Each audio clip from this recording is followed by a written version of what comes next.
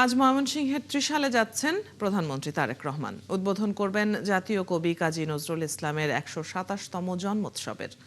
এছাড়াও খাল পুনঃখনন কর্মসূচির উদ্বোধন করবেন প্রধানমন্ত্রী। কবির বাল্য স্মৃতি বিজড়িত ত্রিশালের দরিরামপুর একাডেমি মাঠ, নজরুল মঞ্চ সহ গোটা এলাকায় চলছে উৎসবের আমেজ। প্রধানমন্ত্রীর আগমনে উচ্ছ্বসিত ত্রিশালের নানা শ্রেণী পেশার মানুষ। জাতীয় কবির জন্মোৎসব ঘিরে প্রশাসনের পক্ষ থেকে নেওয়া হয়েছে বাড়তি নিরাপত্তা ব্যবস্থা। জন্মজয়ন্তী উদ্বোধনের আগে ত্রিশাল উপজেলার বৈলর ইউনিয়নে ধরার খাল খননের উদ্বোধন করবেন প্রধানমন্ত্রী। এছাড়া ত্রিশাল নজরুল অডিটোরিয়ামে ময়মনসিংহ উত্তর ও দক্ষিণ জেলা সহ মহানগর বিএনপির সাথে একটি বৈঠকে যোগ দেবেন তিনি। প্রধানমন্ত্রীর ময়মনসিংহ সফরের আরো খবর নিয়ে আমাদের সাথে যুক্ত হচ্ছেন সহকর্মী শফিকুল হক।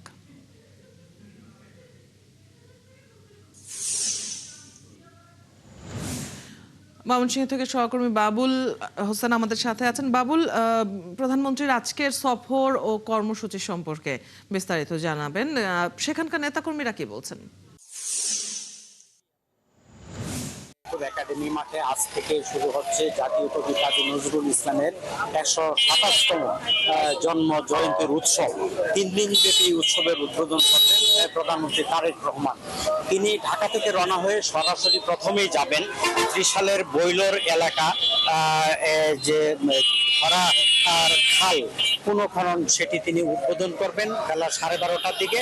এরপর সেখানে এই খাল যেটি বলছিলাম যে খননের পর সেখান থেকে বেলা 3:30টা ত্রিশালের দরিরামপুর একাডেমি মাঠের যে নজরুল মঞ্চ রয়েছে সেই মাঠের 3 দিন ব্যাপী উৎসবের উদ্বোধন করবেন এবং মেলা রয়েছে, নজরুল মেলা, বই মেলা, সেটিরও তিনি উদ্বোধন করবেন। এরপর এর পাশে যে নজরুল অডিটোরিয়াম রয়েছে, এরপর ত্রিশালের যে নজরুল অডিটোরিয়াম রয়েছে সেই অডিটোরিয়ামে ময়মনসিংহ দক্ষিণ জেলা বিএনপি, উত্তর বিএনপি এবং মহানগর বিএনপির নেতৃবৃন্দের সঙ্গে একটি বৈঠক করার কথা রয়েছে। তিনি নেতাকর্মীদের কথা শুনবেন এবং প্রয়োজনীয় দিক নির্দেশনা দিবেন, এমনটি আমরা জেনেছি। তো আমরা যেটি দেখছি নিরাপত্তার চাদরে ঢেকে দেওয়া হয়েছে এবং আমরা দেখতে পাচ্ছি যে এরই মধ্যে যারা বিএনপি নেতাকর্মী সমর্থক তো আছেই, এর বাইরে এই নজরুল জন্মজয়ন্তীর উৎসব দেখতে আসা যে নজরুল প্রেমিক ভক্ত অনুরাগী, তারাও কিন্তু অধীর আগ্রহে অপেক্ষা করছেন কখন প্রধানমন্ত্রী আসবেন। আমরা একটু দর্শকদের দেখাতে চাই যে নজরুল জন্মজয়ন্তীর যে প্রধান ফটক দরিরামপুর একাডেমির মাঠ, সেই মাঠে ঢোকার পথে যে নিরাপত্তা বেষ্টনী, তার বাইরেই আপনারা দেখতে পাচ্ছেন যে যারা এরই মধ্যে প্রধানমন্ত্রীকে এক নজর দেখার জন্য আসলে এই ফটকের সামনে তারা অধীর আগ্রহে অপেক্ষা করছেন এবং যতই বেলা গড়াচ্ছে ততই এই ভিড় বাড়ছে। আমরা একটু কয়েকজনের সঙ্গে একটু কথা বলতে চাই যে আপনারা এই যে আজকে যে জয়ন্তী হচ্ছে আপনার কেমন হবে, কেন অপেক্ষা করছেন? আমরা আসলে তারেক জিয়ার জন্য আমরা খুবই আগ্রহ, আমাদের খুব পছন্দনীয়, আমাদের খুব পছন্দের নেতা। আশা করি এই জন্য আমরা সবাই অপেক্ষা করতেছি কথা শোনার জন্য, এই আর কি।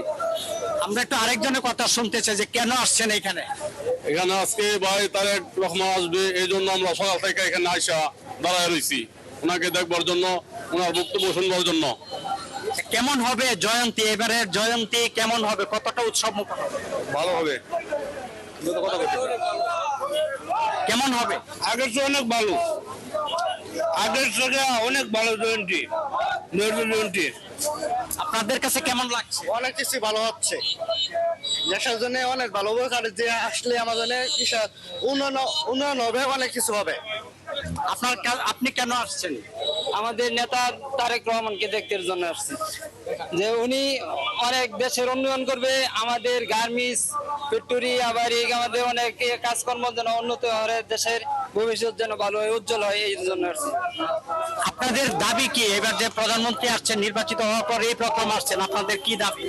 আমরা আসছি ওনারে দেখবার জন্য, উনি এই দেশের লাগিয়ে, এই জয়েন্টের লেগে ভালো একটা জিনিস উপহার দিয়ে, এই কারণে আমরা আসছি।